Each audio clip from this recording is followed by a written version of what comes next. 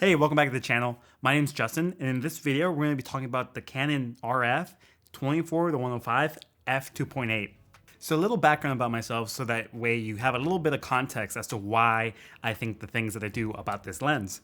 I am a hybrid video and photo shooter for my events. I do weddings and large events, and I also do portrait photography. So all of my kit has to fit where it can do most, if not everything, between those genres of photography. I used to shoot on a Nikon Z system, and on my A cam, I always had the 24-70 f2.8. Once I put that lens on my camera, it always stayed on there. It never came off. And to have the aperture of this lens be f2.8 all the way from 24 to 105 is a big bonus. Like, that is super advantageous to have this versatile of a lens. The flexibility that this lens offers me throughout the workday is so worth it. Like, to be at 24 millimeters and get a decent wide perspective of the scene, and then being able to zoom in all the way up to 105 at f2.8 is huge. I absolutely love the extra reach that the 24-105 gives me. When compared to the 24-70, I definitely love the extra 35 millimeters that this offers me. I always felt like I needed a little bit more reach, and this lens gives me exactly that. I never quite liked shooting video on the 70-200. So for me, I really like that wide perspective, where some people might gravitate more towards 70-200 to get more of that telephoto distortion in their image, making it seem more compressed and get a lot more depth of field in their shot. I personally really like gravitating towards the wide side of things, which is why on my B cam, I'll often run a 15-35 f2.8, and on my A cam, a 24-105 f2.8. Getting a shot of my couple or my quinceañera super close up as maybe they dance together is really nice, but I don't really hold that shot for very long, maybe just for a little bit to cut in between, and then I would gravitate to more of a mid shot or more of a wider shot to tell more of that story, you know, their friends, their family members that came out to support them being behind them. So from my perspective, I really like more of a wide field of view when it comes to my films and to my photography, because I think it shows more of the context. So let me tell you some reasons as to why I went with the 24-105 f2.8 over the 24-70 f2.8. Reason number one being that I already used to have the 24-70 2.8 on the Nikon Z mount, and I absolutely loved that lens. I thought it was great, lightweight, it did exactly what I wanted, but I always felt like it was lacking a little bit of reach, which is what the 24-105 f2.8 gives me. Those extra 35 millimeters definitely are felt whenever I'm filming something and I don't have time to go switch lenses. You know, if you're on the dance floor and you're filming something, you can't exactly stop recording, swap out the lens, put that lens on, and then keep recording. You can, but I really don't want to risk that, especially because you never know when an important moment might happen. So to have a zoom lens that is consistent aperture, has a great variety of zoom range to go through, is just super valuable. Never having to switch my lens during my event days is something that I absolutely love. A second reason that made me go for the 24-105 over the 24-70 was that although the 24-105 f2.8 is expensive, when you think about it in terms of like buy once and be done with it, it's really cheap to buy one lens that has all those focal lengths in it, rather than buying multiple prime lenses over time. So to buy a 35, a 50, a 85, and a 135 would be much more expensive than to just buy one zoom lens that has all those focal lengths embedded in it. And yes, I know there is a time and place for every piece of gear, but me personally, when I am shooting an event, I really don't want to have to be fidgeting with switching lenses or running over to my bag to pick out a lens and swap to it. So that's why I gravitate more towards zoom lenses in my work, especially when it comes to video. Something that I also thought about was that some people might not really get why you'd pick a lens like the 24-105 over something like the 28-70 f2. On paper, you would think that the 28-70 f2 would be a fantastic lens for videos. It's got that wide open aperture. It's a zoom lens, so you have all of those focal lengths within the zoom range. But this is not a lens that is optimized for video. You definitely can use it for video if this is like the only lens that you have. There will be some weird behaviors like focused breathing coming from the 28-70 that you won't get with something like the 24-105, since this has been optimized to be more of a hybrid lens such that it can do video and photo with great ease. So for example, it's better calibrated to handle zooming in and out versus the 28-70, which externally zooms. So watch. With the 28-70, as I zoom, you can see that this barrel extends and retracts. It's also pretty front heavy. When it comes to having my rig, I don't really mind if it would be front heavy, but in terms of lenses, this might leave you wanting more in terms of being more controlled for video applications. Rather than this being a fantastic photography lens, this lens doesn't really compare to the 24-105.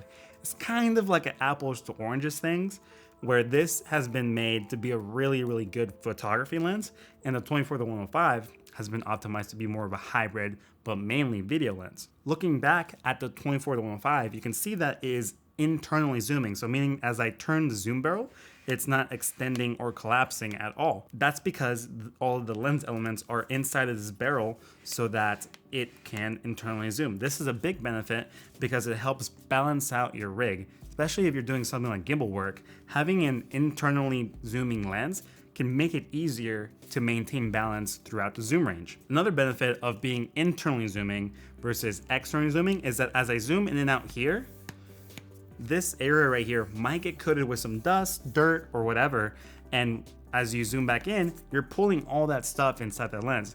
Now, obviously, that's not gonna happen over one shoot, over one day, but over time, you might get pieces of dirt and such that go into the lens. I've definitely seen it happen on older lenses where they have little spots inside of the elements that you can't quite clean. I never really noticed that to be a problem, but it is something that makes me feel more safe with the 24-105. Now, obviously, I own both of these lenses, and they are L grade lenses, so I trust the weather sealing on them, but it's just one less thing to worry about with a externally zooming lens versus a internally zooming lens. Something else that's a big plus with the 24-105 is just how easy it is to turn this zoom ring.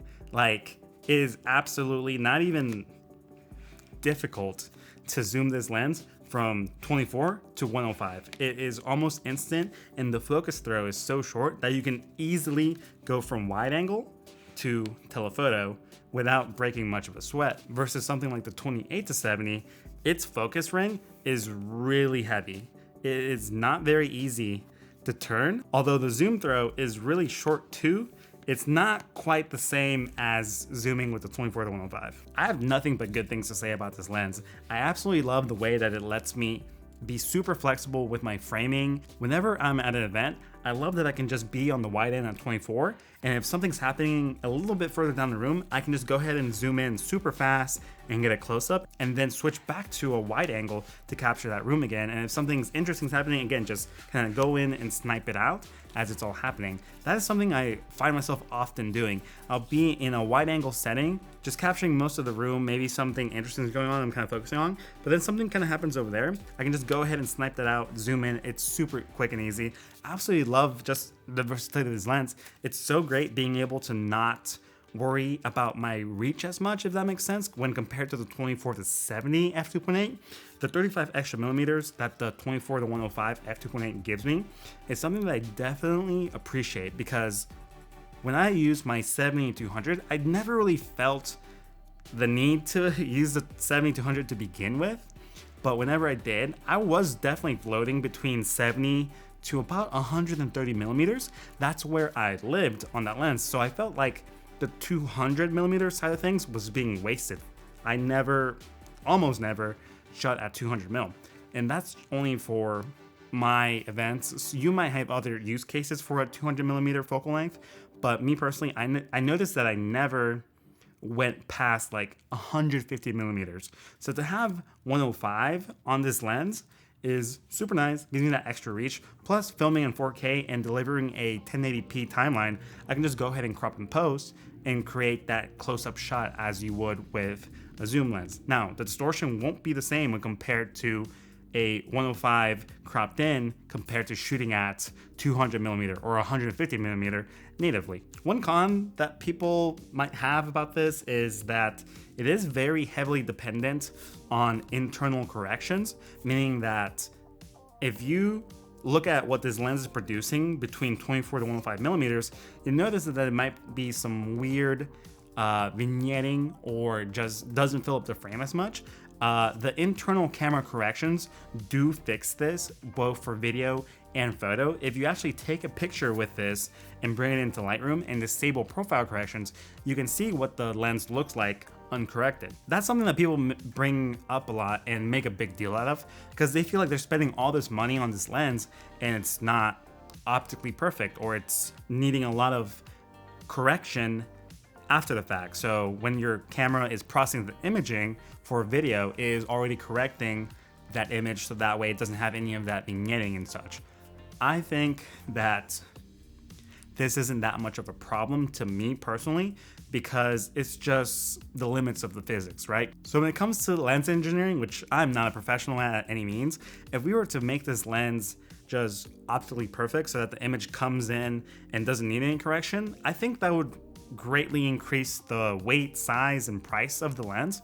So to be able to perhaps save by using internal corrections doesn't really bother me. I am always very happy with the image that the 24 to 105 gives me. So I don't really mind the internal corrections that much. I feel like as long as they help the lens be lighter, less expensive, and more affordable to people, I don't really have a problem with internal corrections. I do think that there's limits to what lenses can do without just being gigantic and super expensive. So for all the people that say that they want every Canon lens to be optically perfect from the factory and not need any corrections through a profile, just look at the Nikon Z 50mm f/0.95. That lens is optically perfect as far as I can tell, and it is super big and super expensive, and it doesn't even have autofocus. So for us to get a lens that is super versatile between 24 to 105 at f/2.8, be internally zooming and have autofocus is fantastic. So I don't really have any real reason to complain about the profile corrections because they just get the job done. And the tool itself and the versatility that it offers in field is so worth it that I don't really mind needing profile corrections. Another big con, but it's just kind of a matter of fact type of deal, is that this lens is really expensive. At $3,000, this is kind of a reach purchase or like a dream lens to some people because not everybody, understandably, can just drop $3,000 on a lens and call it a day. So I think if you are saving up and you have the budget, maybe you've been looking at a 24 to 70 f/2.8, save up a couple more dollars and then go ahead and get the 24 to 105 f/2.8. I definitely don't think that the added weight of this lens is a drawback. I think the flexibility that it gives you by giving you extra 35mm on the telephoto end is super worth it. And not only that, to have this lens be able to grow with you, if you're a photographer and maybe you're growing into video someday, you'll be able to use this lens, which is perfectly good for both. You can do both photo and video with this lens and be super happy. And unlike the 28 to 70 f2 that I have, I don't really feel like that would be a lens that I could carry into video. It is a fantastic lens for photo, and I absolutely love using that lens for photography.